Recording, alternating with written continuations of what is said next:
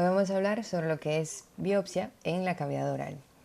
Entonces, una biopsia no es más que un estudio macroscópico y microscópico de un tejido que se extirpa por medio quirúrgico para lograr llegar a un diagnóstico sobre lo que es ese tipo de tejido, de qué lo conforma. ¿Cuándo yo debo de hacer una biopsia? Lo primero es que una biopsia es el único método concreto para confirmar un diagnóstico. Si yo sospecho que una lesión es blanquecina, una lesión es una leucoplasia, una lesión es una eritroplasia, la única forma que tenemos para confirmar si eso es cierto es a través de una biopsia. Entonces, otras indicaciones de una biopsia es que si yo tengo una lesión que tengo sospecha de que puede ser cáncer, es con una biopsia que yo lo diagnostico. Si tengo una úlcera con una historia clínica de más de 15 días, digas, el paciente se viene quejando de que ha durado más de 15 días con una afta, con un peladito en la boca, todo eso aplica ya para realizar una biopsia. Si encontramos un nódulo o alguna tumefacción o alguna lesión que está creciendo de manera rápida, se debe de biopsiar. Si hay una lesión pigmentada, una lesión vesiculoampollar y básicamente un tejido que se vaya eliminando como de forma espontánea, o sea, como que aparezca de forma espontánea sin ninguna causa aparente. Dígase que no está ahí en boca porque el paciente se traumatiza la encía, porque el paciente se pilla mucho, porque el paciente se muerde los carrillos o los labios o la lengua. No siempre, porque yo quiera saber qué es ese tejido que está ahí, yo puedo hacer una biopsia o debo de hacer una biopsia. Todas las contraindicaciones que sean de una cirugía de manera general son las mismas son las mismas contraindicaciones que aplican para una biopsia. Por ejemplo, si un paciente tiene algún compromiso sistémico, que es diabético, que es hipertenso, que es cardiópata, que tiene anemia, que tiene alguna malformación vascular, no se le puede realizar biopsia o se debe de confirmar con su médico de cabecera si se le puede realizar biopsia. Si hay una infección activa donde yo voy a tomar esa muestra de biopsia o está cerca de una estructura anatómica importante o de alguna estructura vascular importante que yo la pueda lastimar, entonces puede que eso me llegue a ser un poquito más conservador y no realizarla. Y si hay presencia de melanoma, porque ese es un tipo de cáncer que llega a ser muy agresivo si uno lo extirpa. Entonces, antes de entrar a lo que es los tipos de BCMC, quería hablar un poco sobre la azul de toluidina, que es básicamente para hacer, es un tipo de tinción, un tipo de colorante, para que si yo me encuentro un tejido que yo sospecho que es cancerígeno, yo quiero tener más o menos una idea de confirmar que eso es cierto, con el azul de toluidina se evidencia lo que es ese tejido, o sea, me lo tiñe, valga la redundancia, y yo puedo confirmar o no, tener una idea más cercana a lo que es esa lesión que se encuentra en boca. Entonces, básicamente se enjuaga la boca para eliminar cualquier resto de alimento, se aplica el ácido acético en la zona que yo voy a teñir, luego se frota con una gasa y luego se utiliza lo que es el azul de toluidina. Entonces, cuando ya se elimina lo que es el colorante, entonces ya se debe de observar lo que queda teñido. Fíjense cómo aquí se hace más evidente esta lesión de cáncer, resulta ser cáncer de borde lateral de la lengua. Ojo, no estoy diciendo que para yo encontrar un cáncer tengo que usar azul de toluidina y que eso me va a decir 100% seguro de que eso es cáncer. No, eso es un método diagnóstico que nos ayuda a acercarnos al diagnóstico. Porque la biopsia y la interpretación de la misma es lo que nos va a dar un diagnóstico certero. Bien, ahí tenemos que tener pendiente que hay estructuras que normalmente se pueden llegar a teñir, como las papilas, el surco gingival o algunas úlceras, dando lo que es un falso positivo. Entonces, dependiendo de la lesión y de los sitios, el sitio donde se ubica esa lesión, yo voy a tener diferentes tipos de biopsia y diferentes tipos de la toma de esa muestra de esa lesión. Entonces hay ciertas cosas que tenemos que tener pendiente. Lo primero es que la muestra que se va a tomar tiene que ser una muestra representativa. Básicamente que no tenga, que el tejido que se remueva sea parte del proceso patológico, evitando tomar lesiones, áreas que estén necróticas o justo solamente el centro de lesiones ulceradas. Lo importante es que se bordee la lesión que se va a extirpar y tener pendiente de que si hay alguna señal de excoriación, de infección, de degeneración, no debemos hacer la muestra. Cuando estamos ante una lesión vesiculoampollar, es importante elegir una zona reciente con menos de 48 horas de evolución. Dígase que no se haya, porque lo que pasa con estas enfermedades, con estas lesiones es que se explotan porque tienen liquidito adentro. Entonces la más reciente es la que va a estar, como que dice, más completa y le va a ayudar al patólogo a tener un mejor diagnóstico. Fíjense que como dice que lo importante es una biopsia excisional, que ahorita vamos a explicar qué es eso, que incluye el contenido líquido. Y si no se puede, o sea, obtener ese líquido, una biopsia incisional que incluya lo que es el margen, mira aquí, este es el margen, y parte del collarete, o sea, del cuello. Tenemos lo que son las lesiones vasculares que deben de realizarse en un centro especializado para riesgo o control de hemorragia, básicamente en un quirófano, porque al momento de hacer esa extirpación, a tomar esa muestra, puede presentarse y podemos provocar mucho sangrado. Entonces tenemos que estar pendiente de que debe de realizarse en una zona donde se me permita, teniendo un electrobisturí, teniendo todos los tipos de sutura, controlando lo que es el sangrado del paciente. Cuando son lesiones pigmentadas, tenemos que tener pendiente de que no se pueden remover de manera parcial. O sea, si yo tengo esta lesión, tengo que removerla completamente en vez de solamente tomar una muestra. Porque, como hablamos ahorita de lo que es un melanoma, si estamos ante un melanoma, corremos el riesgo de que tenga una recidiva con una alta agresividad. Entonces, cuando son lesiones que son tumorales, que presentan una zona de eritema persistente o una zona de úlcera o que presentan una zona como endurecida, tenemos que tomar una biopsia así en forma de uso o en forma o de ojal para yo poder profundizar lo suficiente como para poder estudiar esa zona por capas y tener la confirmación de que hay una invasión neoplásica. Los tipos de incisión en la región maxilofacial, la primera es la biopsia incisional y es básicamente tomar una muestra de ese tejido y esa es la muestra que va a enviar el patólogo, teniendo pendiente de que ese tejido, o sea, la lesión completa no ha sido extirpada y que por lo tanto es para un diagnóstico definitivo y poder darle el mejor tratamiento a seguir en estos casos. Entonces, esto se usa normalmente cuando la lesión es muy grande y es mayor a 1 centímetro o son varias lesiones al mismo tiempo. Tenemos que tener pendiente que tenemos que colocar la anestesia lejos de lo que es la zona donde vamos a extirpar la lesión. Y luego de hacer la extirpación, cerrar de nuevo para entonces, luego de que tenemos el diagnóstico, dar el tratamiento adecuado, dependiendo de lo que diga el diagnóstico. Tenemos lo que es la biopsia excisional también, que básicamente es aquella que se lleva la lesión por completo. Tenemos que tener pendiente que normalmente este tipo de biopsia se toma cuando es una lesión que mide 1 centímetro o menos.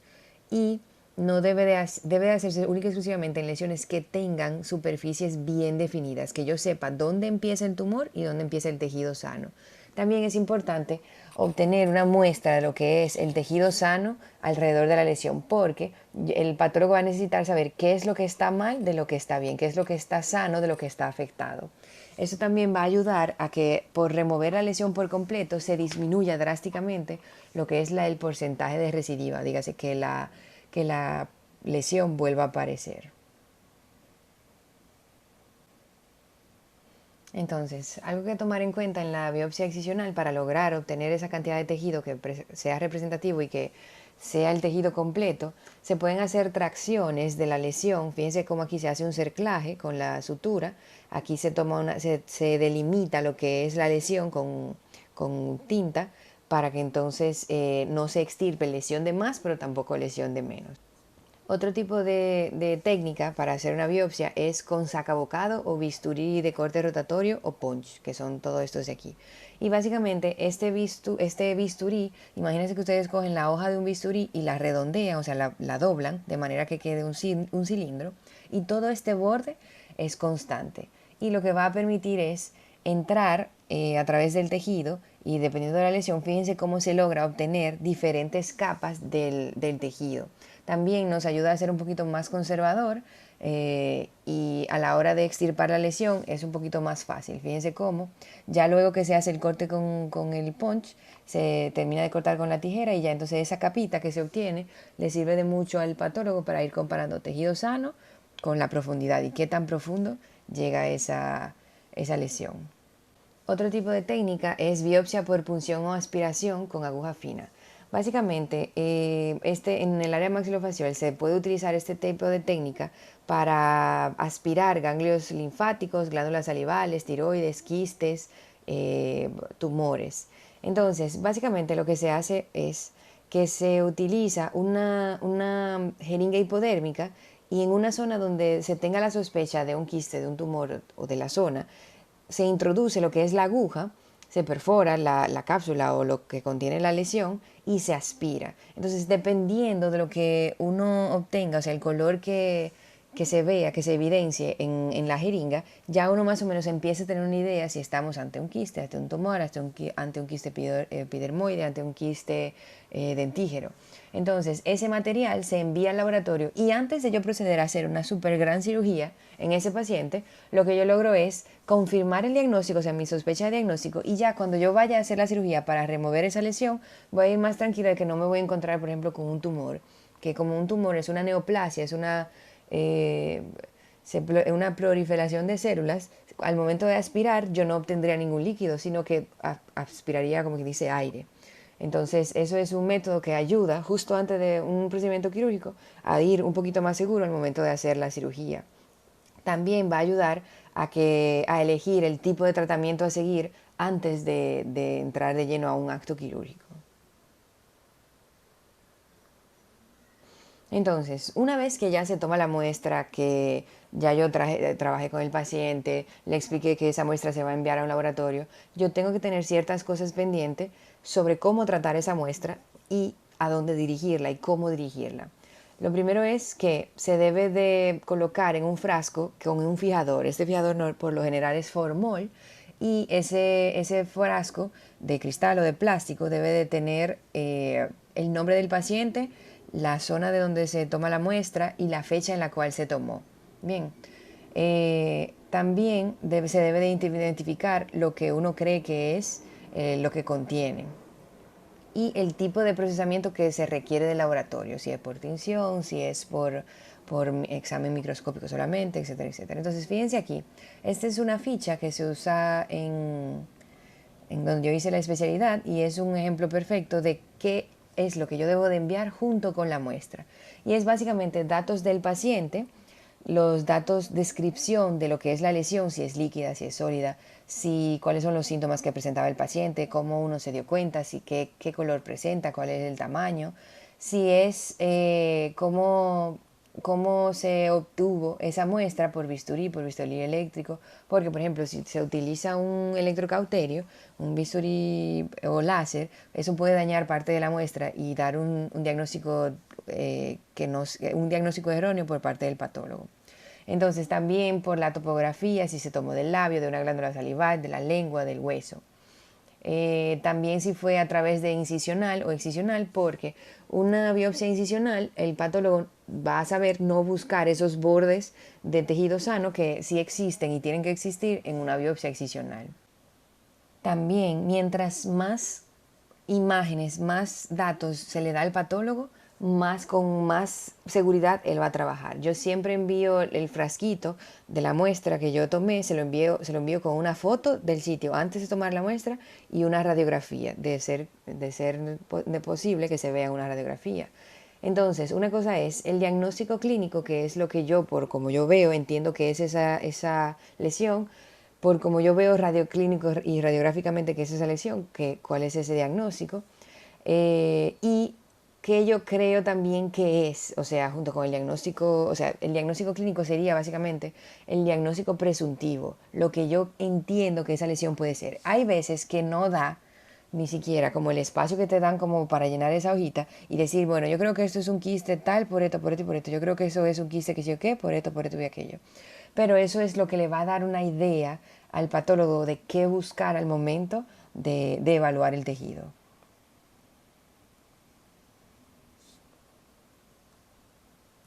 Entonces, una vez que esa muestra llegue al laboratorio, va a pasar por un proceso de tinción, que es básicamente la coloración de las células para que entonces se puedan diferenciar músculos, citoplasma, nervio, y ya entonces pueda identificar cuál es el tejido que está anormal. Hay dos tipos diferentes, coloración enzimática o tinción de sustrato químico de componentes titulares. Básicamente esto le corresponde ya al patólogo, saber cuál es la mejor tinción para utilizar y cómo va a ser más fácil evidenciar la lesión que uno tiene la sospecha de la cual es. Ya cuando el patólogo realiza su diagnóstico, o sea, realiza su estudio macro y microscópico, entonces envía dos tipos de resultados. El primero es nosológico, que es cuando el patólogo puede identificar y clasificar la lesión y emitir un diagnóstico confirmatorio, el que básicamente que el patólogo te dice, sí, mira, esto es esto, porque tiene tal cosa y tal cosa.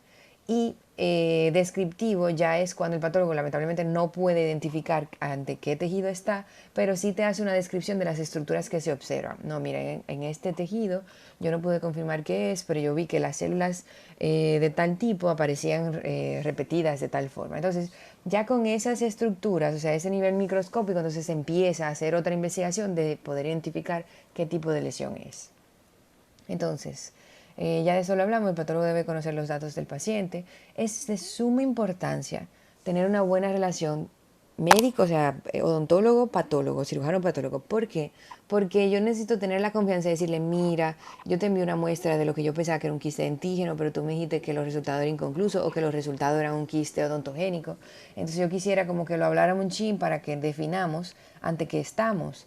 Entonces esa relación, hay veces que es difícil encontrar porque el clínico o el patólogo está acostumbrado a trabajar, no trabaja ni siquiera con muestras de la cavidad oral. Puede que trabaje normalmente con secreciones vaginales, con biopsias tomadas de la piel y no esté muy empapado de lo que es lesiones específicas de la cavidad oral. Pero para eso yo, por ejemplo, he buscado en diferentes laboratorios y donde me he sentido más cómoda es en Medipaz, que queda por la Bomba del Mono, o sea, en esa callecita que une la 27 con la Juan Pablo Duarte. Una vez, hay algo que hay que tener pendiente, al momento de yo extirpar la lesión, sea por biopsia incisional o excisional, yo tengo que tener ciertas precauciones. Lo primero es que esa muestra no la puedo comprimir, no la puedo apretar. ¿Por qué? Porque con la pinza, al tener dientitos, y esa presión puede ocasionar desgarros en ese tejido y pseudomicroquistes. También se pueden perder como esos planos, o sea, esos sentidos de profundidad se pueden desbaratar. Entonces eso también puede provocar que el patólogo no llegue a un diagnóstico certero. También hablamos sobre la anestesia, no colocarla justo sobre la lesión, sino en un sitio más lejos para que entonces no interrumpa y no cree lo que es una vacuola o que básicamente no altere lo que es la arquitectura celular. También si yo aplico algún producto sobre la lesión, eso puede cambiar el tejido y puede provocar que no se llegue a un diagnóstico. Y es importante que una vez que se extirpe por completo, que ya se vaya a colocar en el frasco, la cantidad de líquido, de formol en este caso, sea 10 veces mayor a la cantidad del tejido que yo voy a colocar en el frasco. Dígase que el tejido quede sumergido por completo en lo que es ese líquido. También es importante tener pendiente no contaminar la muestra con sutura, con el polvo de los guantes, con restos de gasa que pueden ayudar a que lo que se vea en el microscopio sea otra cosa. También si hay algún material de restauración como endodoncia, MTA, gutapercha, todo eso puede interrumpir. Sangre, grasa y todo el material orgánico se debe de remover. También es importante entender que se puede no obtener tejido suficiente. Dígase, que el tejido que yo haya extirpado o el tejido que yo le haya enviado al patólogo sea tan poco que lamentablemente no se pueda observar y no se pueda llegar a un diagnóstico certero.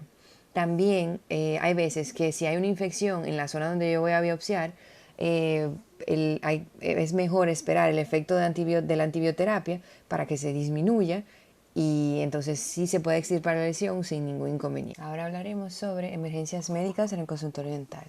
Yo sé que algunos de ustedes están tomando la clase, básicamente esto, emergencias médicas, pero el enfoque que yo le quiero dar es repasar algunas de las emergencias, repasar cómo es que se manejan, pero el enfoque que yo le quiero dar es qué es lo que debe de contener el botiquín en caso de emergencia en un consultorio dental. Bien, porque una cosa es saber identificar la emergencia, tiene presión alta, se está desmayando, pero cómo yo, o sea, qué me puede ayudar a mí a resolverlo y cómo utilizarlo.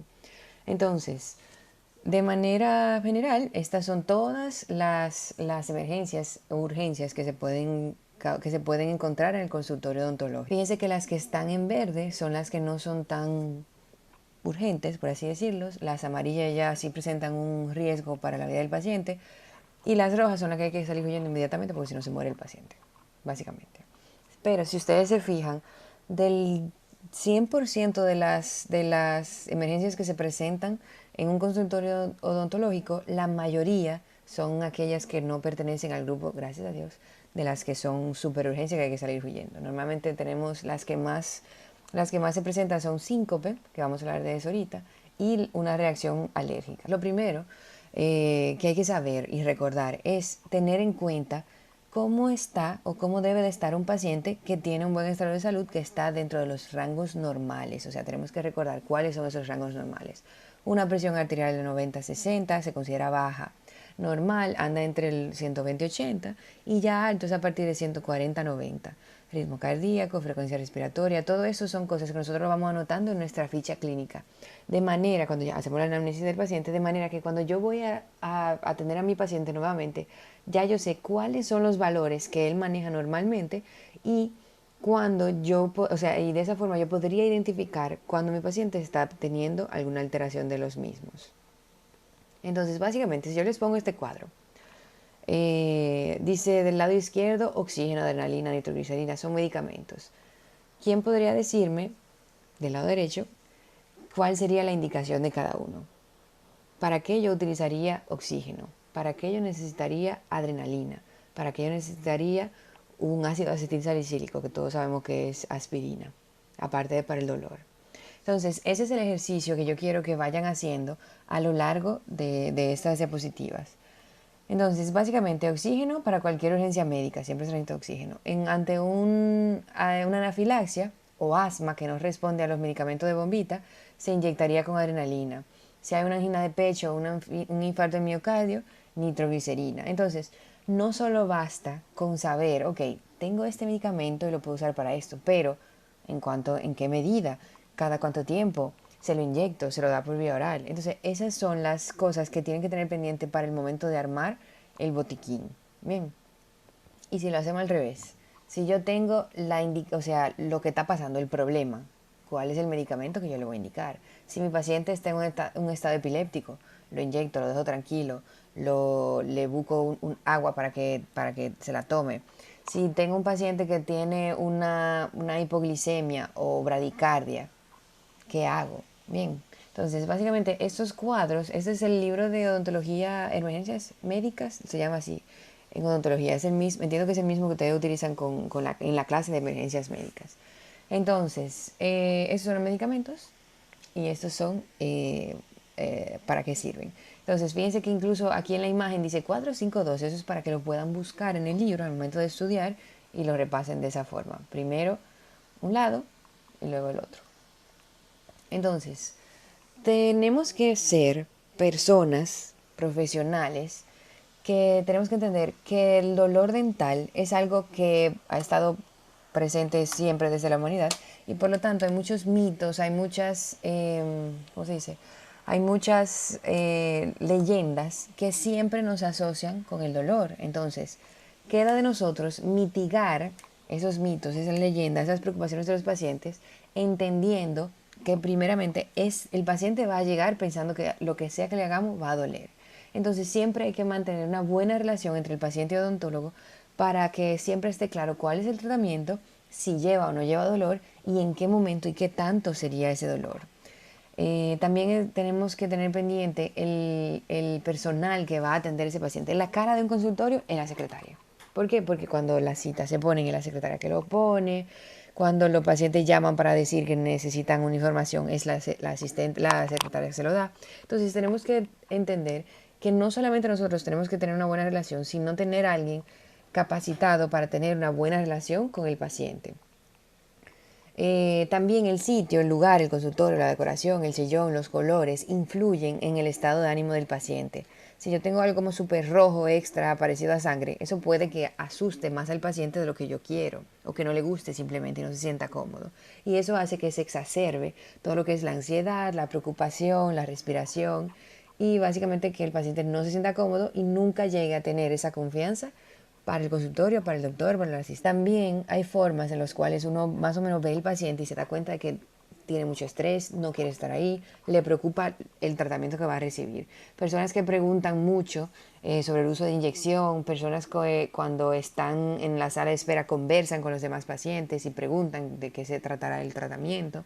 Personas con manos frías o sudorosas, cuando ya pasan al sillón dental, tienen una postura rígida, hay personas que no responden y que si responden de manera rápida y básicamente una falta de comunicación, una falta de cooperación por parte del paciente.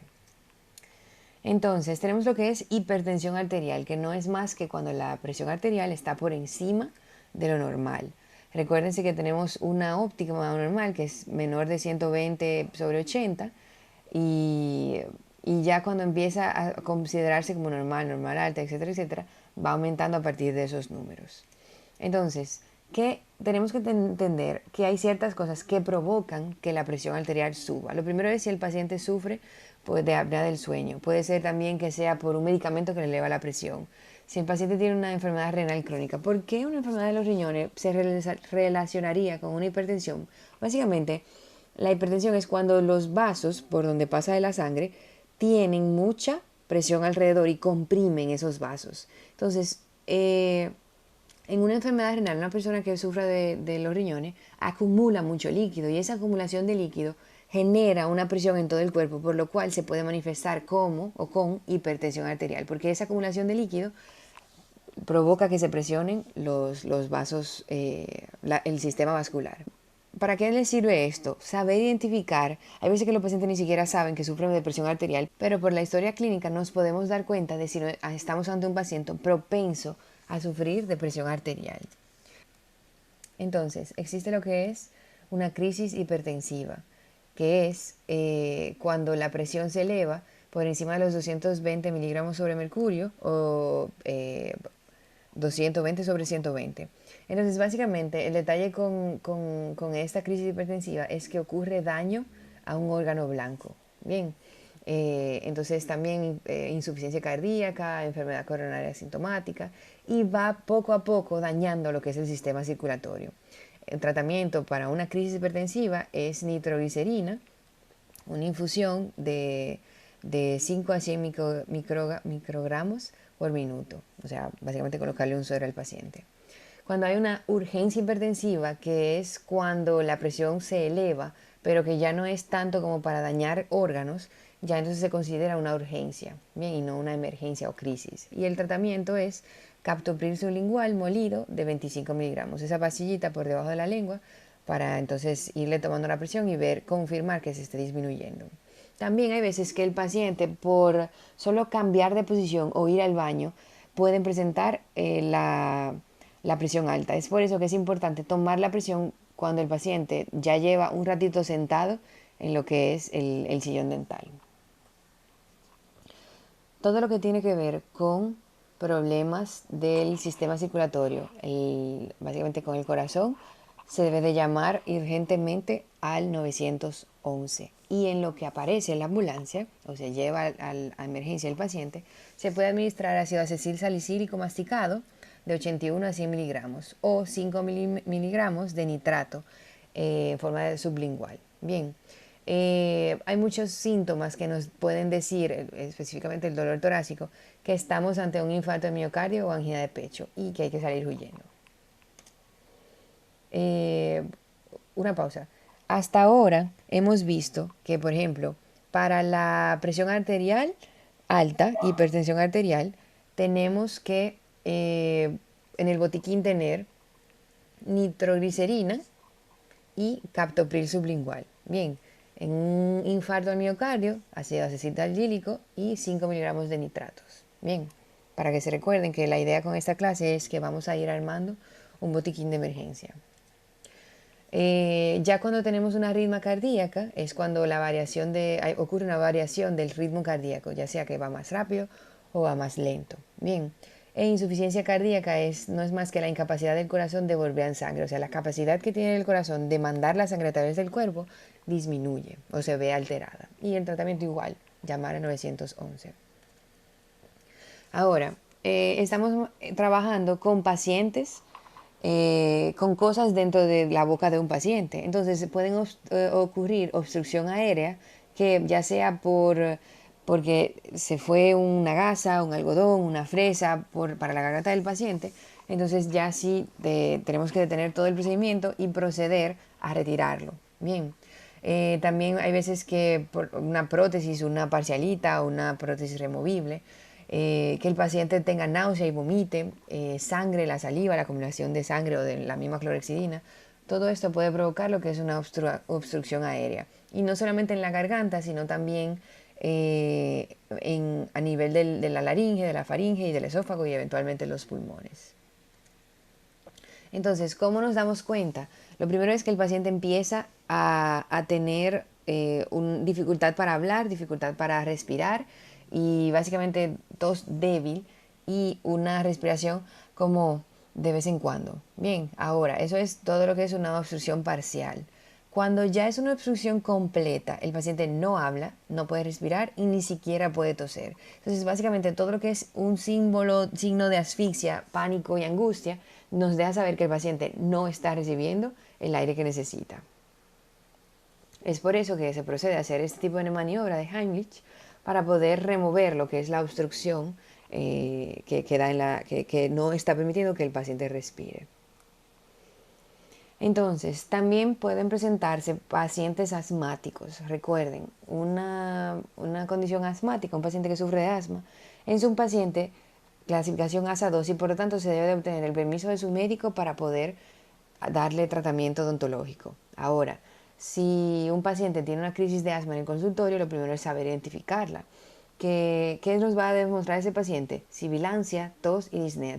Sibilancia es cuando el paciente respira y en lo que él respira se siente como un pitico, o sea, parece como de topatico de hule que tienen un pito abajo o un muñeco y uno lo pincha, lo aprieta y suena yiqui.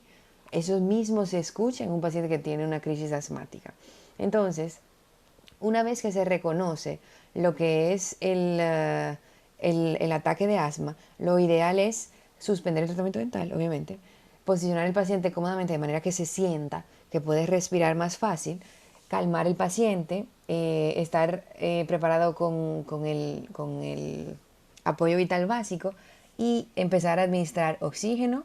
Si el paciente tiene su bombita, que se administre, ese sería el broncodilatador. Salbutamol en aerosol, aplicar 2 inhalaciones y repetir cada 5 minutos hasta que ya entonces empiece a mejorar. Si nada de eso funciona, también se puede utilizar lo que es adrenalina subcutánea. Entonces, como vimos anteriormente, le agregamos al botiquín lo que es salbutamol, adrenalina y broncodilatador y oxígeno.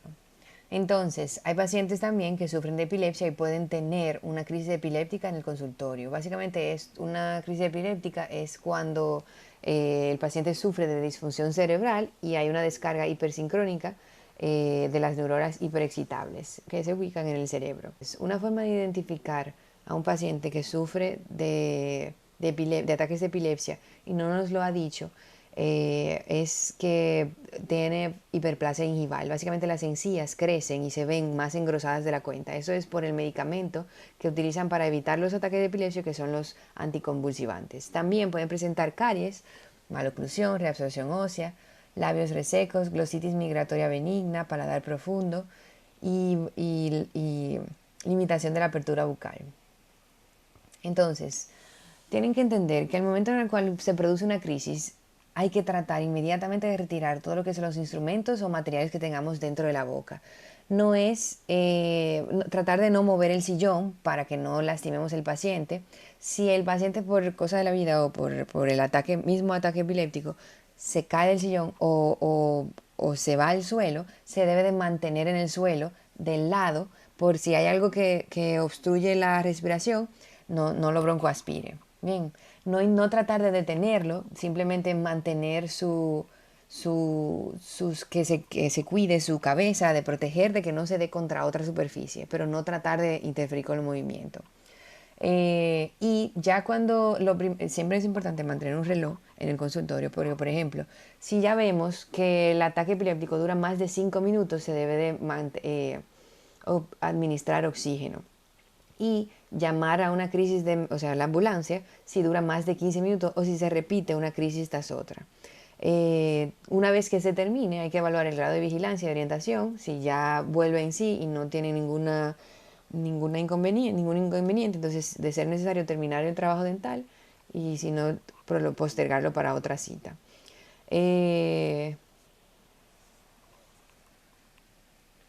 Entonces, el síncope vasovagal es aquella pérdida transitoria de la conciencia y de tono postural. Básicamente es la emergencia que más se presenta en el consultorio.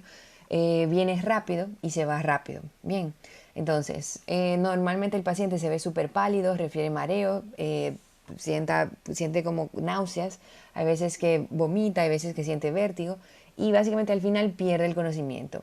Esto dura breves instantes y luego de llamarle la atención o decir su nombre, va a empezar a responder y preguntar qué fue lo que sucedió. Hay veces que ni siquiera se dan cuenta. Entonces, normalmente el paciente se recupera y ya a los 3 o pocos minutos empieza a ganar la conciencia y a sentirse bien. Es importante saber identificar si es por hambre, si es por impresión, si es por cansancio, si es por hipoglicemia, por epilepsia, porque respira muy rápido, o porque tiene alguna condición médica como síndrome de hiperventilación. También tienen que entender que si un paciente dura mucho tiempo acostado en el sillón y se para rápido, o hacemos parar rápido, el paciente lo primero que va a hacer es que se va a marear y puede tener lo que es un síncope vasovagal. Otra emergencia o urgencia que nos podemos encontrar en el consultorio es la alergia o anafilaxia. Entonces, hay diferentes tipos, una alergia leve y una alergia severa. La alergia leve es aquella que se manifiesta con prurito o urticaria, básicamente la piel se le pone como roja, no tiene ninguna sintomatología ni problemas respiratorios ni cardiovasculares y normalmente con la administración de un antihistamínico como difenadramina, Atarax, loratadina se resuelve. Bien, puede ser intramuscular, oral o intravenosa. Normalmente el detalle con la vía oral es que es un poquito más lento. Ya cuando es intravenosa o intramuscular es un poquito más rápido. Ahora, cuando una alergia se vuelve una alergia severa y básicamente una reacción anafiláctica, cuando esta reacción representa un peligro para la vida del paciente y es rapidísima, o sea, ya en 20 minutos uno sabe que el paciente, o sea, no va para parte, entonces es importante empezar a atenderlo de una vez con adrenalina y todo lo que sea antialérgicos. Bien, entonces básicamente si el paciente empieza a tener dificultades respiratorias, se empieza a administrar oxígeno. Entonces normalmente con este paciente, luego de administrar, o sea, en el consultorio, en el botiquín, lo que tenemos que tener es adrenalina intramuscular y irla medicando, o sea, dándosela al paciente cada 5 o 15 minutos, dependiendo de si va disminuyendo o no lo que es la reacción. Es importante entender que se le debe de colocar una mascarilla con oxígeno para que entonces las dificultades respiratorias no sean tan graves. Normalmente este tipo de paciente uno debe de llevarlo a emergencia o llamar al 911, que la atención es más rápida. Entonces tenemos lo que es hipoglicemia, que es básicamente la disminución grave de la concentración de glucosa en sangre, y si se hace una prueba, la glicemia, o sea, el azúcar en sangre, está por debajo de los 70 miligramos por decilímetros. Hay varias razones, y básicamente, perdón, no varias razones, hay varias manifestaciones que son hambre, palpitaciones, temblor, sudoración. El paciente se presenta irritable, náusea, malestar general. Y básicamente esto se resuelve con una dosis de azúcar, puede ser jugo, refresco, dulce, chocolate. También una hipoglicemia puede llevar lo que es a confundirse con un síncope vasovagal, por el hecho de que puede que el paciente tenga una pérdida de conocimiento. Si sabemos que el paciente sufre de diabetes, entonces específicamente diabetes tipo 1, entonces se indica lo que es glucagón intramuscular. Énfasis en esta clase, qué es todo lo que va a tener el botiquín de emergencia, cuáles son las instrucciones, o sea, para qué se van a usar y cómo se va a utilizar. Porque no es de nada les va a servir a ustedes tener un ácido acetil salicílico si usted ni siquiera sabe en qué momento lo puede usar, en qué dosis y cada cuánto tiempo. De nada les va a servir a ustedes tener un botiquín que no tenga un orden en específico, que no tenga los labels, que no tenga las etiquetas para cada medicamento junto con su método de administración. Bien, entonces básicamente es junto con esta clase repasar e ir identificando todos los medicamentos que son necesarios en el botiquín.